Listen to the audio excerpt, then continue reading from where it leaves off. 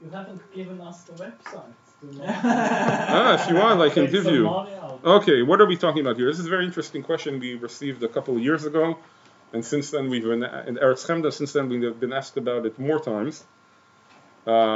This is a fascinating question which I enjoyed very much. Why? Because it incorporated in it two of the most difficult issues in halacha. One is ribis, and the other is rov and kavua. That's why I thought it was a brilliant question. But it's an opportunity to get some basic concepts, both on some basic ideas, both on ribis and also a little bit on the concept of rov and kavua, even though clear psak on this issue, I can't tell you that I have. Why don't you tell the person who... No, we gave him guidelines as to what to do, but there is a point here, as you'll see later on, if we'll get to it, that, I mean, me personally, myself, and everybody else that discussed the issue didn't get a clear definition on. But okay, but we'll see what we have. So what are these peer-to-peer websites about? Basically, some people came up. I think I read that it started here in the UK, possibly even. But since then, it's spread to the United States, and in the past, I think, 3 years, it's come to Israel also. Basically, the idea is as follows. Generally, people, if they want to deposit money and get some interest on it, they deposit in the bank gives them little interest. And if they come to take a loan from the bank, if it's not a mortgage or something like that, where they have serious collateral, generally the interest will be pretty high. So what some people came up with, they said, okay, let's cut out the bank. We'll make direct loans from between people. And then the lender, what he will gain, hopefully higher interest than what he gets from the bank. And the person receiving the loan will get lower interest from the bank. And how are we going to do that? With websites. Don't need to spend too much on opening a bank, etc., all those expenses. Just put up a website. And what these websites do is as follows. You have certain people that come to the website that want to invest the money and give them out as loans. And then you have other people turning to the websites to receive the loans. And what do these websites do? The people who are lending the money, you don't need to know too much about them. If they give you the money, they give you the money. That's fine. The people lending, they ask them... What? The people borrowing the money, sorry. They require from them certain information about them to get an indication of how likely it is that they will return the loan or default on it. And based on that, based on how risky it is, they'll set a certain interest. And when you invest, you can choose what level of risk you want to take, and based on that, you have the potential reward. So the website provides outputs? No, not necessarily. The website is just an intermediary. Soon I'll get into details. There are different websites work in different ways. Okay? But generally, the basic idea is the website is supposed to meet the lender with the borrower and do some screening on the borrowers to determine as to how risky the loan is. Some of the websites also provide certain legal services if the borrower defaults on the loan to try to get them to pay. Some of them even have something even more clever. I saw that they each time you deposit money, a certain small percentage goes to like a foundation which will be used to pay you back in case sort of like as an insurance in case a borrower defaults on the loan.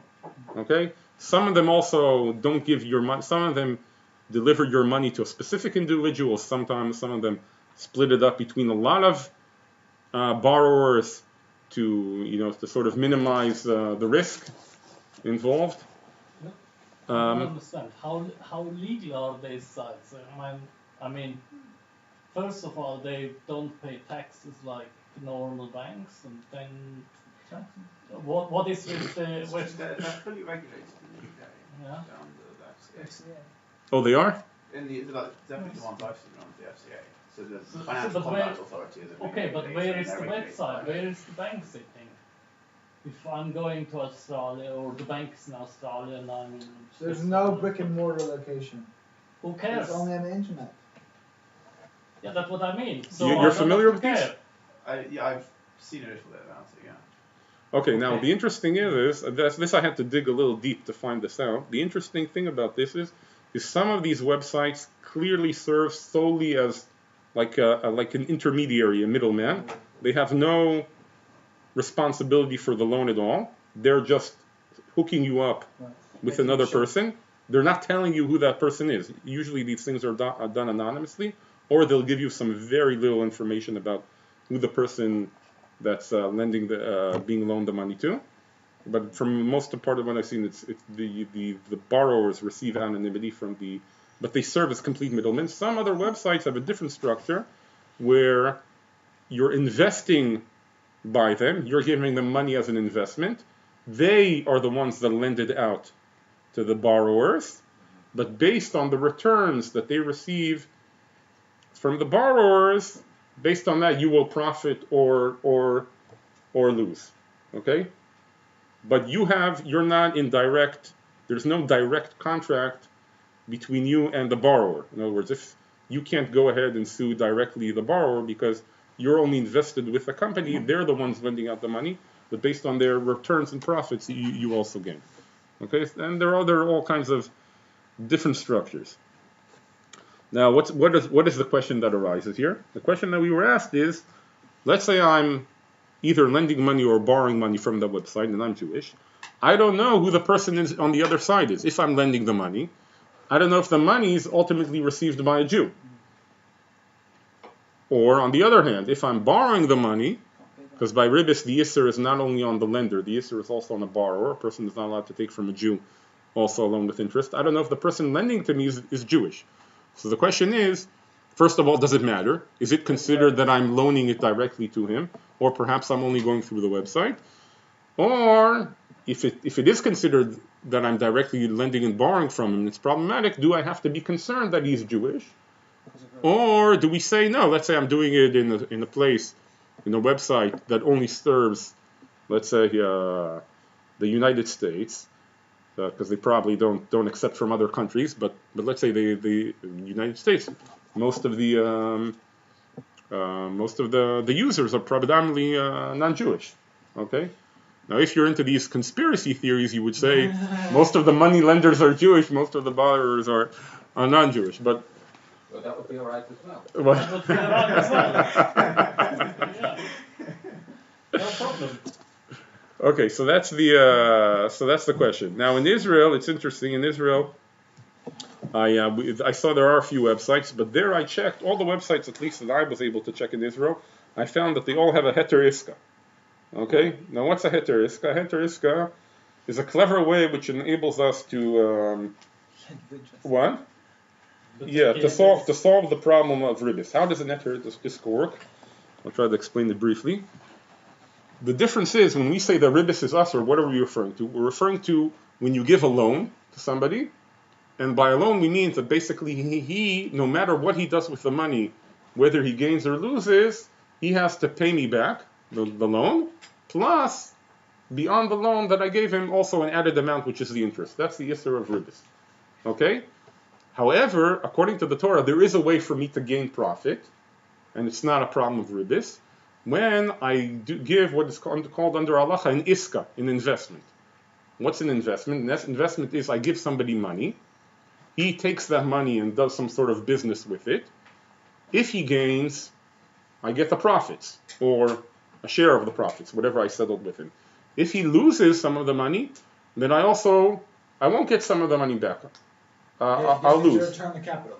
No, he doesn't. He won't. If he has to return the capital, no matter what, then it's a loan. Then it's Ribbit. But if I also stand to lose, then it's an investment. If he has to return the capital, How do you lose? either he gives you, let's say you agree, if you marviach, so you give me 10% of whatever you marviach. But if you lose, you just give me back the capital. No, if there's no loss involved, no potential loss involved, it's not a loan. It's not an iska, it's a loan. Anytime the capital is guaranteed to you. Yeah, only the capital. The only way for it to be considered an investment is if you also stand to lose some of the capital. How does that Well, work? why? Is like an example. What's an example? Is that interest? What's an example? What? Is that interest? That's the point. Like you buy shares. Is that interest even when your capital is guaranteed? It's not interest. Interest is I want to earn above my capital, so I'm giving you a loan, and I say no matter I don't care what you do. If you have to give me back the 4.5%. capital, then it's a loan. No. Once it's a loan, anything that you pay me beyond that for giving you the money is interest. So Rabbi, so what? Let the I come to you for $100. Listen, so if I tell you, look, I'm going to give you, you say I have this great idea, okay? Tomorrow the price of tomatoes is going to go up. Yeah. Give me $100 now. I'll run to the store and buy tomatoes. Tomorrow I'll sell them for a gain. Yeah. Okay? Good idea, right? Mm-hmm. Okay, so if it's an iska, that means that if you go ahead and buy these tomatoes today, I give you $100 now. Yeah. You go ahead and buy the tomatoes today. Yeah. If tomorrow the price of tomatoes go up and you sell them for $150, I get $125 and you get $25. Okay? If the price of tomato, you were wrong about your estimation, the tomato market collapsed, Yeah.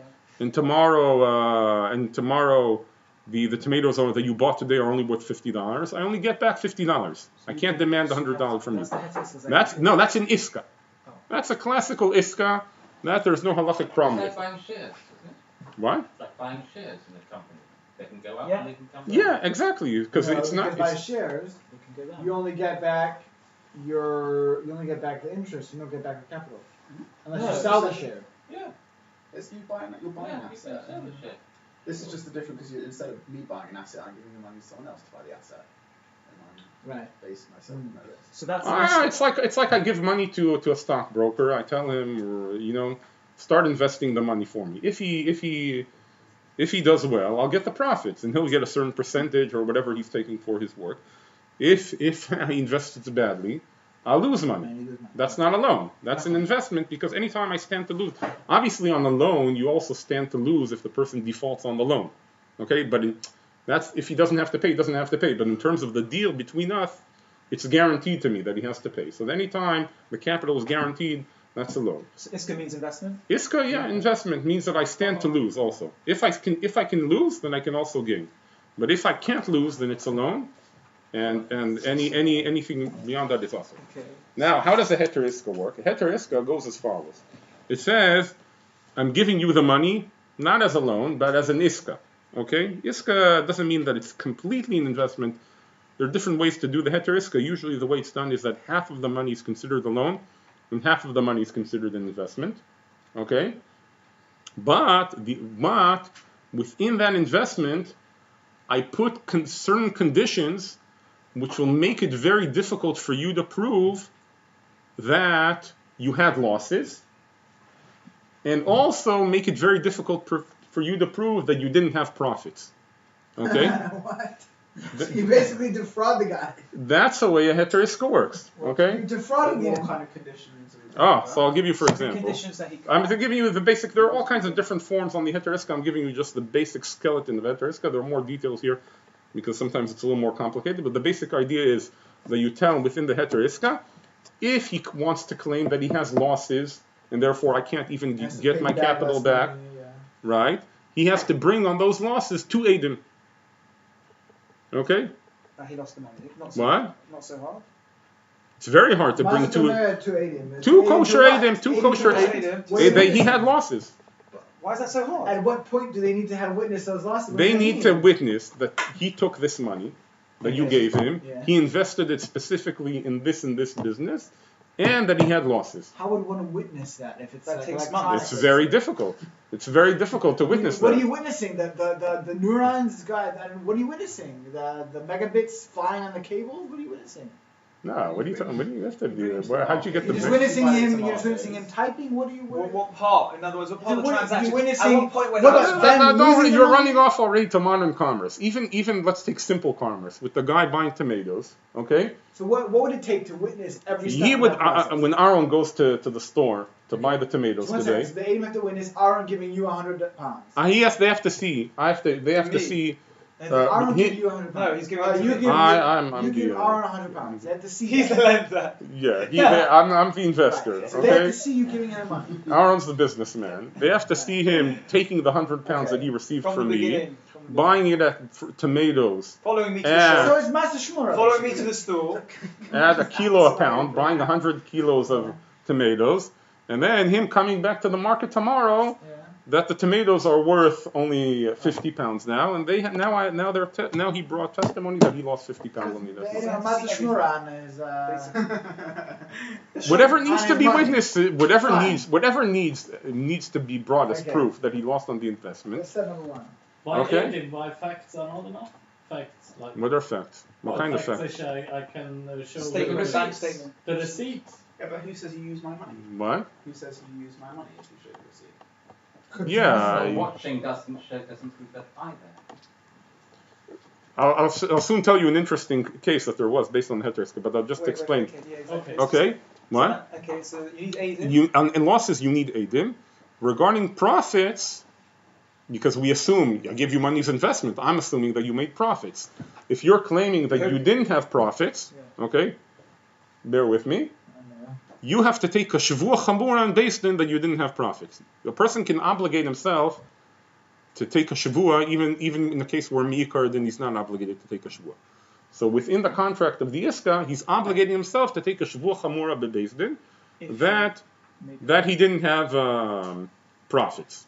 That he didn't have profits. Yeah. And if he's not willing to take that shavua bezdin, I'm willing to forfeit to not demand from him to take the shavua that he's obligated, if he's willing to pay me a certain sum, 3%, 4% based of the amount of the time.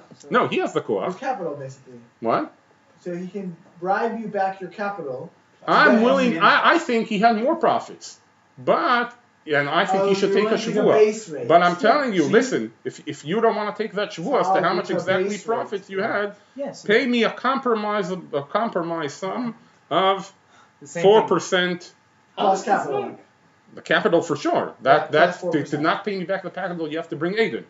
By the profits, I'm giving you an easier time. It's only a shavua. But the if koach is with you to make him make a shua. no, You have he that has the koach. option of taking the shavua.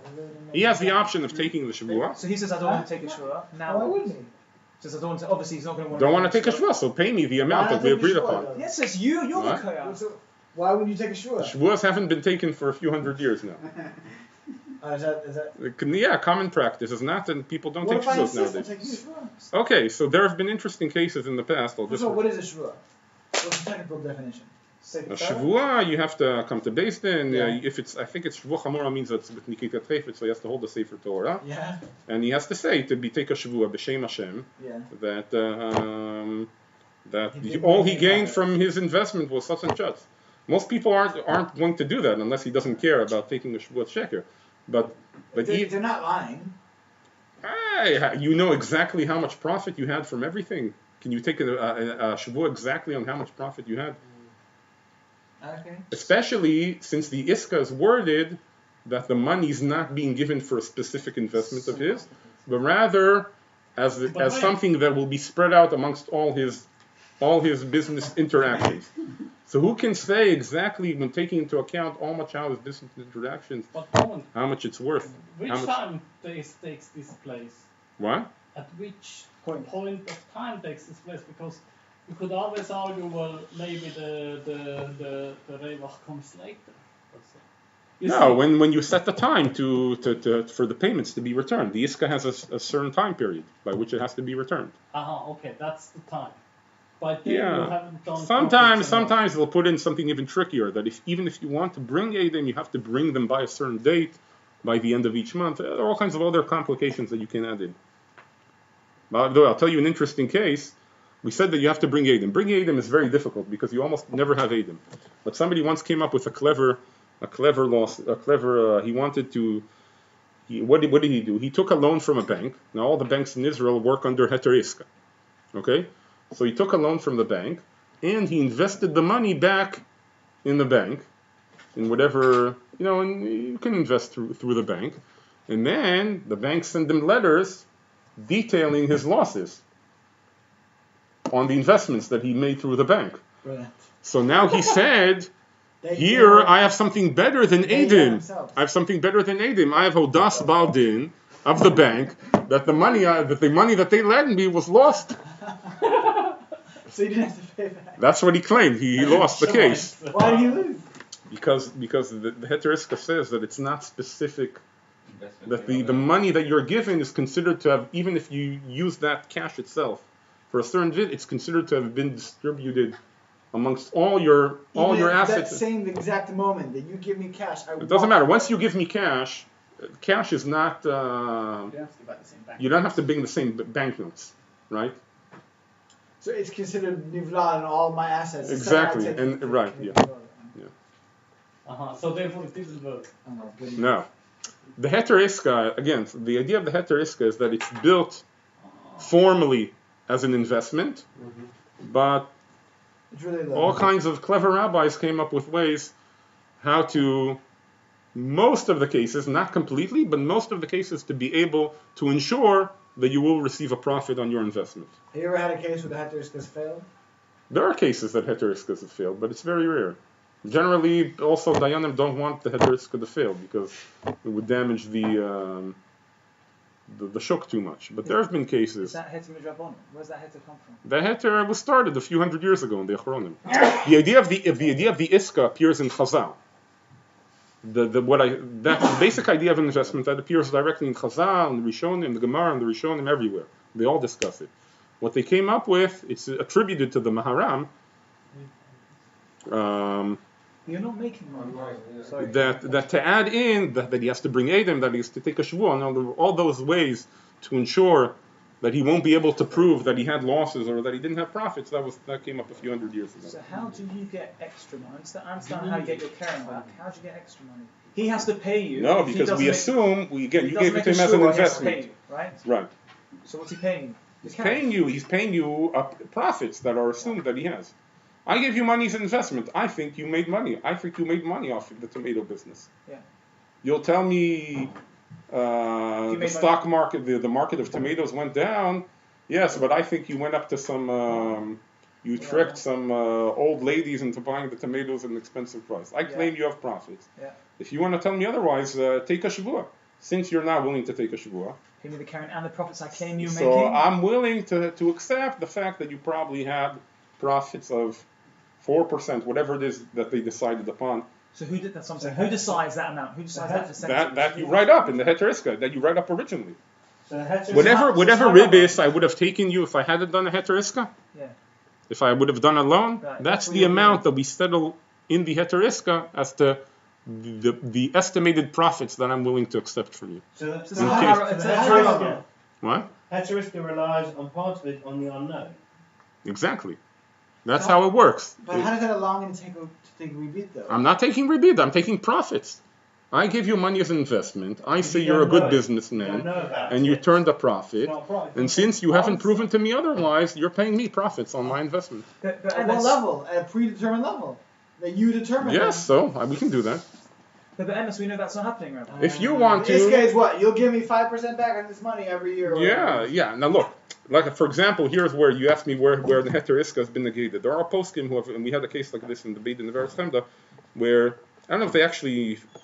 I think there were other issues, but one of the things that they said that the heter iska didn't apply in that case was when a person settled on unrealistic profits.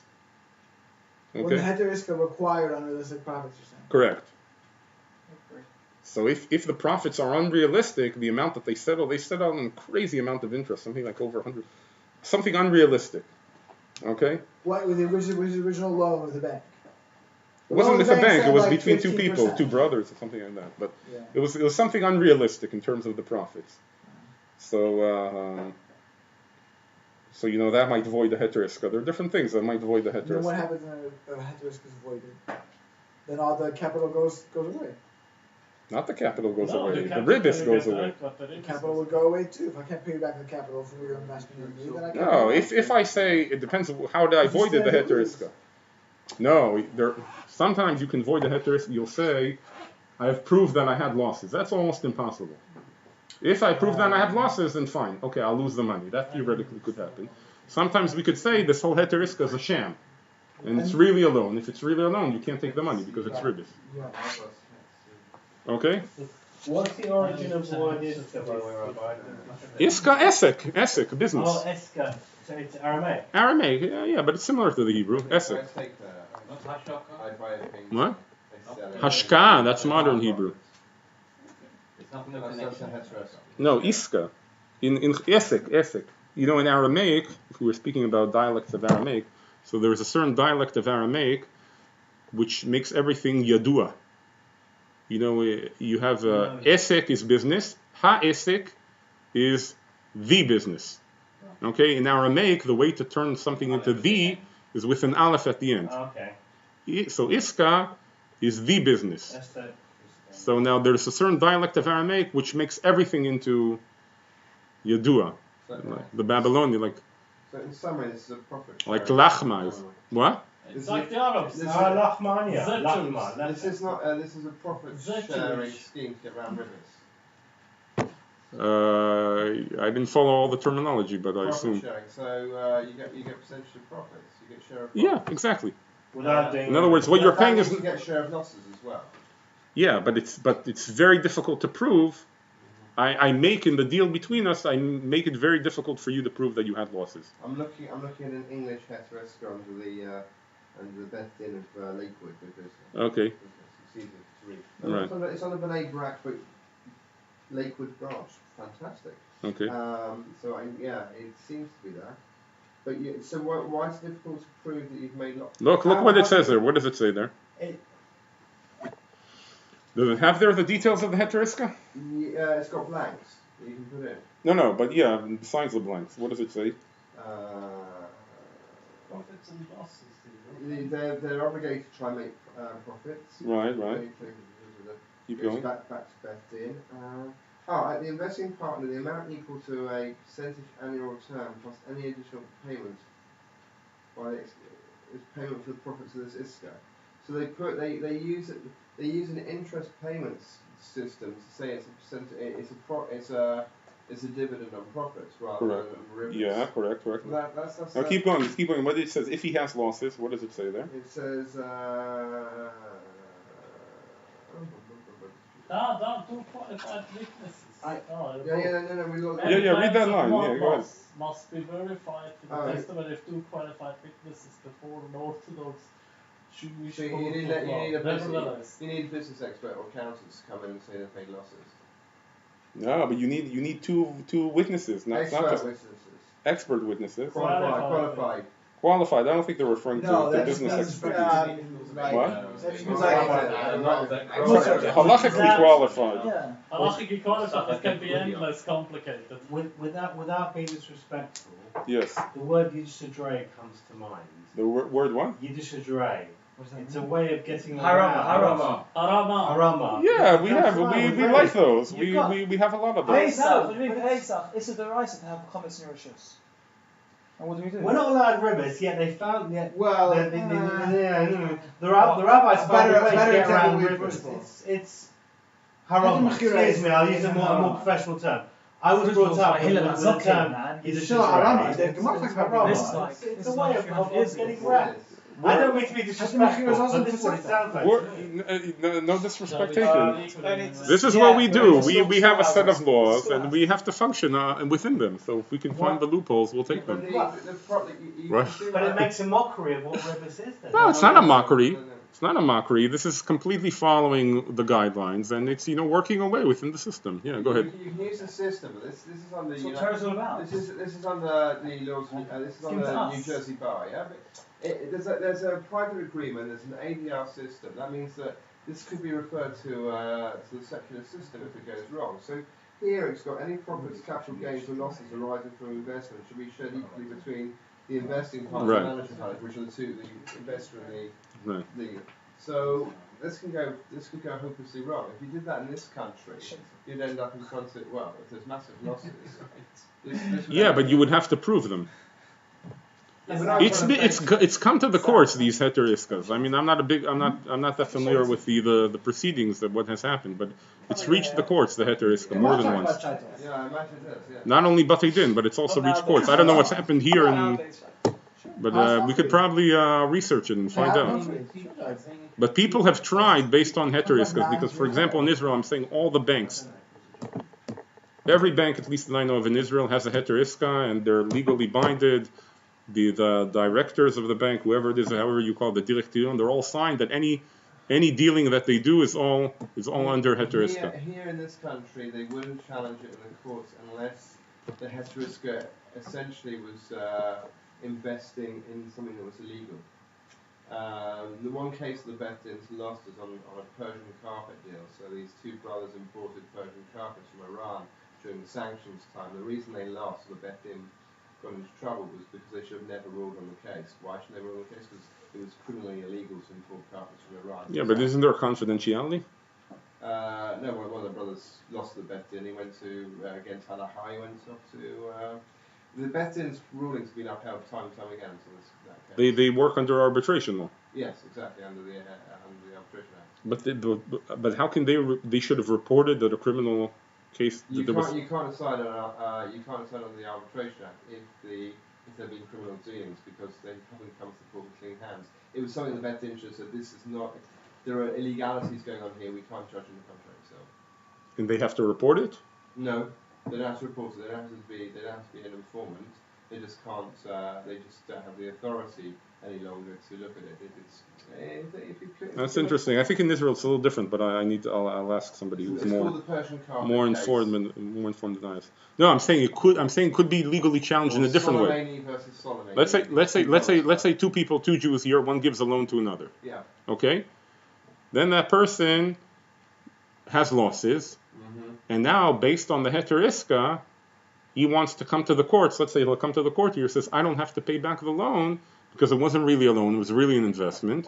And based on these guidelines, I have losses, and I can prove that I had these losses. I don't need to pay back the loan. So I think you're right. I think what would happen here is somebody who's upset. First of all, go to Bet-In, which is under the Bet-In.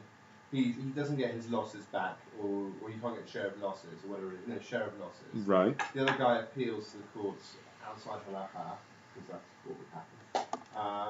And the courts would rule, you signed an arbitration act, heteriska, you've got to go back to your arbitrator, they've done nothing wrong, they've come to you with bare hands under their rules. You're right. Oh, because they have an arbitration agreement in the heteriska. Yeah, that's how you'd have to do it in the UK, yeah.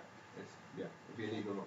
Yeah. Because I don't know that all heteriskas include an arbitration clause. Yeah, but we have to. So Canada and the UK use something for the arbitration act. You can't use it in Canada any longer because of a problem thing. They don't let you religious arbitration anymore. Not in Ontario, in Quebec, yes. Right. What Great stuff. There we go. I'm going to stop there. is there a level of probability when putting together a heteriska in terms of failing? Should it have an 80% chance of succeeding? It has to have, halachically, again, it has to have a possibility that there has to have a possibility of actually losing the money. It has to include that. And does that have we're very, when it comes to numbers, we're very, very careful. We're very careful about 60. We talk about shishim, it's like the red line, above 60. We talk about 24 hours when it comes to finish up. Is there something in heteriska that says if this has got a probability of 75% succeeding, 25% failing, in terms Listen, what can I tell you? The Torah required two witnesses is not something that we invented. The Torah required two witnesses. Is two witnesses on something a possibility? Apparently yes, because the Torah speaks about something. It's a how likely is it? Not in Dinei Mamon out there. Also you have two. You also have to have two witnesses. You don't have to. Yeah. Sure. Like we talked about earlier, clearly he can paskin. No, that's Masha Naimot. that. First of all, that's very exceptional cases. Secondly, what the Rambam is speaking there. Secondly, even that is limited. You say no, Not on all issues. And thirdly, even that the Rambam says you can't do it nowadays because that's something very limited. The basic halacha by Dinei Mamon says you have to have two eidim. Is it possible? Theoretically, yes. How likely is it? Not very likely. Most of Dayanim that I've spoken to have never had two witnesses. Ever? Why? For what? Do what? Because you don't even practically. Listen, who are the people involved? Who are the people that see? It's usually people who are involved in the situation. Yes. So they're not kosher witnesses because they have some sort of negiah. And they don't. Or it's family members. They don't get witnesses in like you do for like your Beit Din is willing to hear anybody who wants to come and speak, provided that it's relevant to the matter, even though a lot of times people insist on speaking, even though what they're saying is not relevant. But if what you're saying is relevant, they'll hear you out. No, when you make the But deal, to be considered halachically edim, which can be motzi mammon and everything, no, very like rare. Kiddushin, we're so careful to have the right Adim. Kiddushin, because Kiddushin is something that we know in advance. That's what I call a contract. When people make a contract, they have what we call goodwill. They're assuming that everything is going to work out. Yeah, sending my wedding. No, a wedding is different. Wedding is also That's true also. A wedding is different. A wedding, I know that on these Kiddushin, I have to have 2 kosher witnesses, otherwise I haven't married her. Okay? Or like I give a get, I know that on this get, I have to have 2 kosher witnesses. If I know I'm signing now ketubah, I know that on this document I have to have 2 kosher witnesses. Okay? But a ketubah sachakol is a contract. Okay, so no problem having witnesses on a contract. But afterwards, while we were dealing, we got into a big argument over something. Okay? While we were doing business. I say, you messed this up. I say, no, you messed up. Who was there to see what happened? Right. Contracts, anything that you know on this specific thing, I need 2 witnesses. It's not a problem to arrange 2 witnesses. But on the unexpected, which is usually you can't have 2 people hanging around all the time. Yeah, you don't. You could have some. Even if somebody will say, you know what, I'll pay 2 people to always accompany me to be my 2 witnesses. Then they're paid. They're paid, so already they're obligated. It's not going to work. Compromise. But is there a probability with heterosexual? Do we have a probability that it has to be 80% successful, 20%? Or is there a number given? Or No, it's not a number. That's what I'm saying. It's a theoretical possibility. Right. That most likely is not going to be realized. Oops. What percentage? Have they ever done a thing? What percentage of heterosexual actually? Listen, it's a double problem because first of all, it's built to work.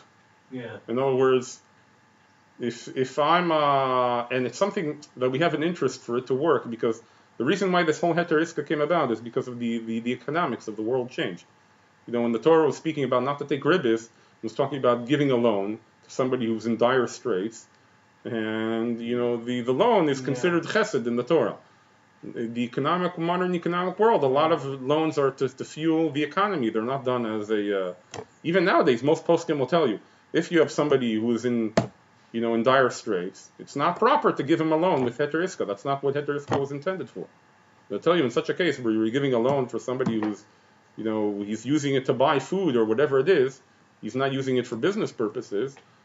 Both poskim will tell you don't use the heter iska in such a case. But it's interesting That's because of the laws. What? Where Gemach comes in. Right. For that, that's the case where you shouldn't do a heter iska. And it's also interesting that if you think of the whole credit crunch happened because of the rivers, because of greed, because people were. That's another issue. Some people would say that. Bad loans. I've read an interesting article that somebody said the entire economy should move to a more iska based system. Why? Because if the people investing the money would be also themselves at risk, they wouldn't.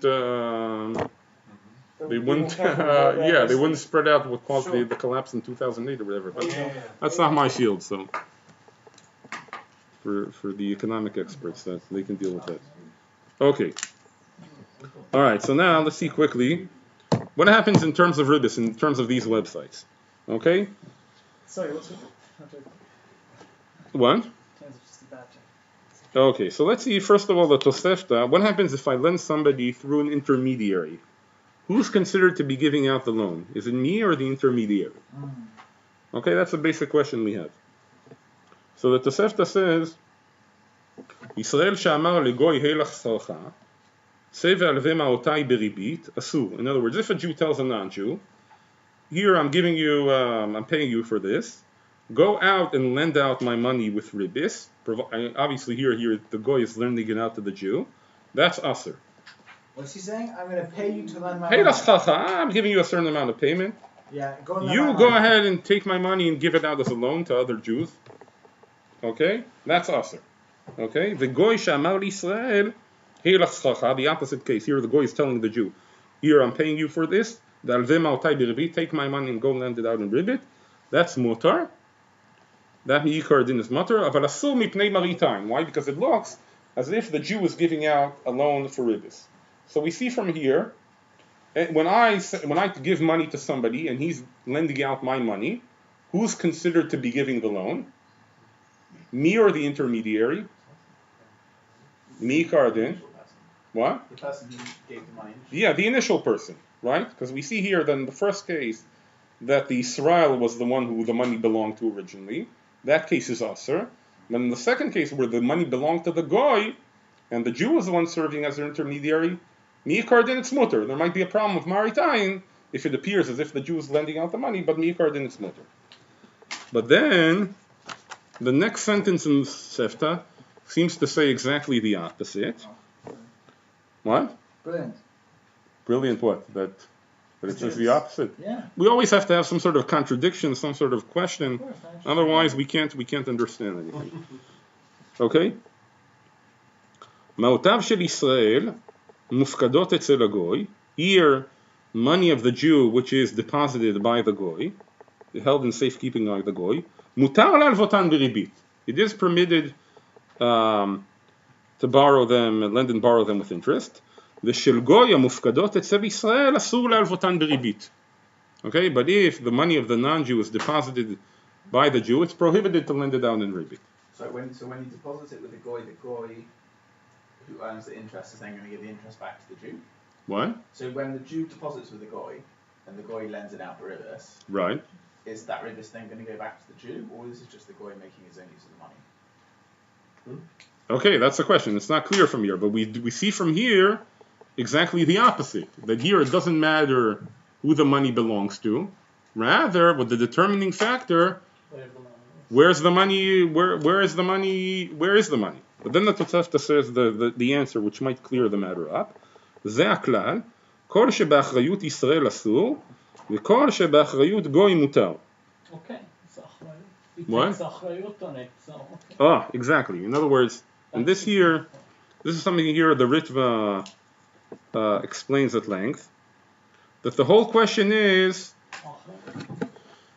the middleman just, he's not taking responsibility at all from the money, okay? He's just, sort of a middleman to deliver it from the owner of the money to the borrower, or he's actually taking achrayus on the money.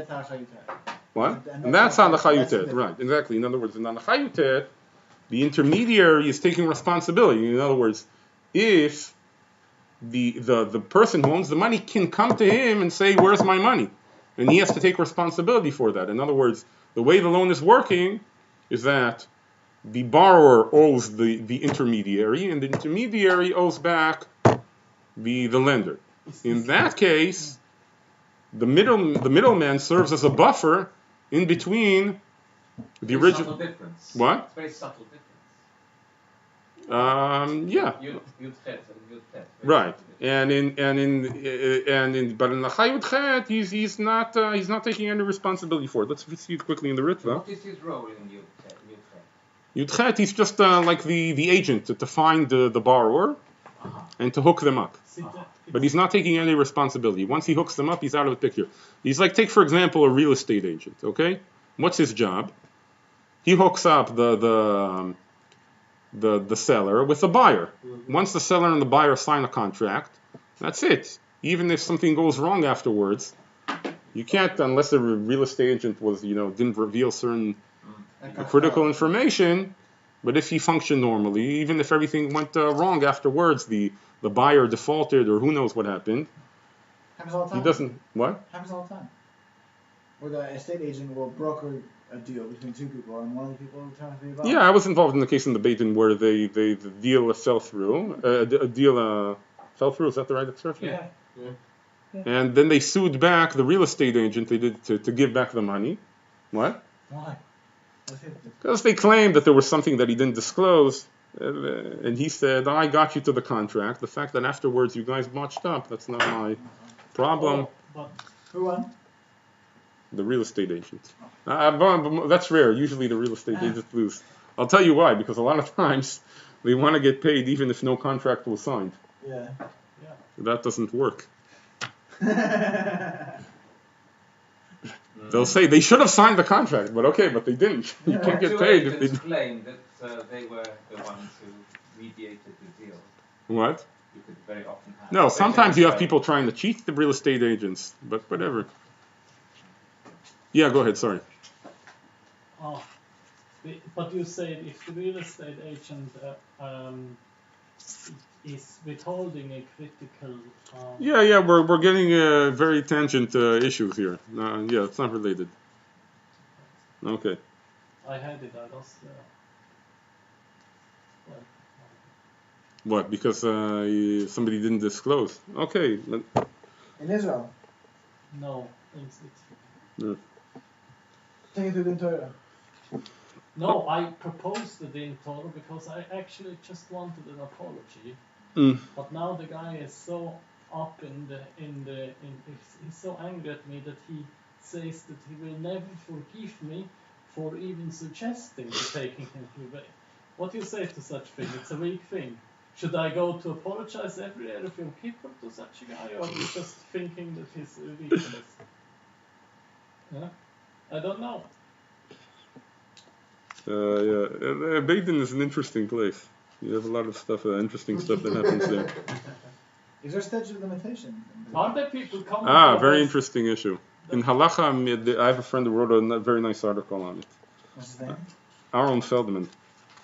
I think I can send it to you. I don't know if you can find it online, but So the what is Hityashnut al pi halacha. Generally, there is no statute of limitations according to halacha, but if a long time has passed, it raises certain suspicions.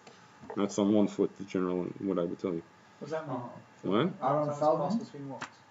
A long time has passed. Aaron Feldman, Hityashnut al pi halacha. You can write, maybe you'll A long find it. time has passed with what?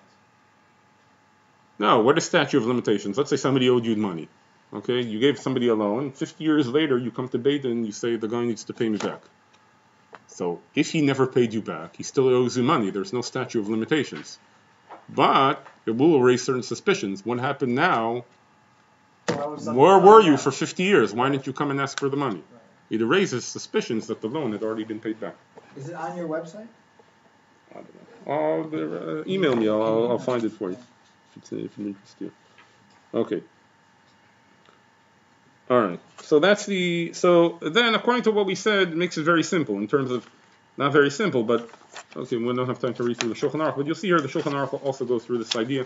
It all depends if the intermediary is taking responsibility. Okay. So now, if you go to the website,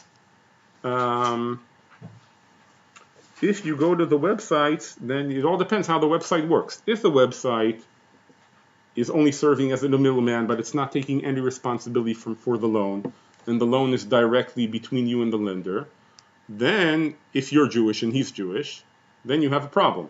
Okay? And then for that, you would need a heter iska. Okay? Like I said, the websites in Israel, at least the ones I checked, do have that. But if the website, and for example, if I remember correctly, the Lending Club, which is a big website in the US, doesn't work that way. It's not considered a direct loan between you and the lender.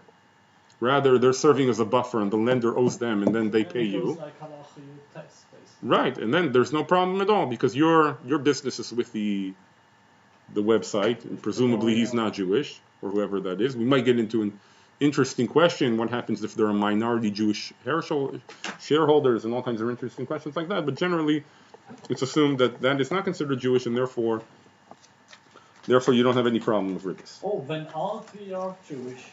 What? I'm sorry, what? When all three are Jewish, the middleman. Oh, so that's the first. Who's taking the ribbit now? No, I'm so if I'm an investor. listen, if the middleman is Jewish, first of all, you get into a whole question because usually it's not a private person, it's like a corporation. Yes. So that also gets into a big discussion whether a corporation, whether the Issur of Ribbis applies also to a Jewish-owned corporation or not. Mm-hmm. Because it's not a private person, rather it's a corporation. That's also a big argument. So if I go to a bank in Israel, I don't have to care very much about the heter iska. No, but so generally we're not so much on that opinion that a corporation does not have.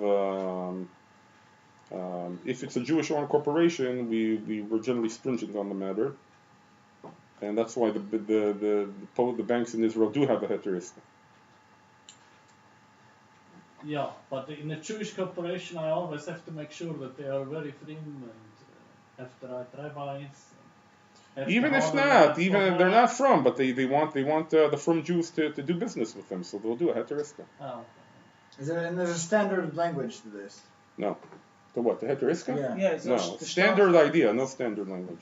Why isn't there a standard Shtar language? is not a normal shtar, a standard shtar. It's no, Like a ketubah standard language. no, Because there are different ways to formulate it. It's a complicated matter. And this is exactly my point. If you leave it up to people and it's a complicated matter, then what they'll do is they'll botch it up, and then Look, if it's a simple loan, you can find all kinds of standard forms in the internet. There are different, slight differences No, but between it's them. exactly his point. What If what you the have more hashgacha on the complicated bank business dealings, Look, isn't the hashgacha that I eat by? what? I'm saying, what if the hashgacha on the bank is the hashgacha I Yeah, eat by? most people only have that by kashrus, not by heteriska. But They're not- you write it, then you write a heteriska for me, which is not the heteriska I would have written, and my Listen, I checked the I read some of the heteriskas on these website lists. Can I tell you that I was completely satisfied with them? No. I mean, not necessarily. That's my point. So why don't they get? Yeah, but you can't tell. But these are chashuv rabbanim. They made their heteriskas. We might have disagreements on certain points, but so it but means most people affection, are not interested in that. They'll say a rabbi did the heteriska. Avoid all Fine. the issues if you had a standard heteriska issued by the Rabbanut Beit Din. Use this. Yeah, but there is nobody's yet come up with a standard heteriska which everybody's accepted. But generally, it's not a problem. People don't care if you have a heteriska. They don't mind. It's not like kashrus that they. But if it's challenged, Why then it's not like kashrus? It's How can it be challenged? What do you mean? How is it going to be if challenged? somebody takes you to Beit Din,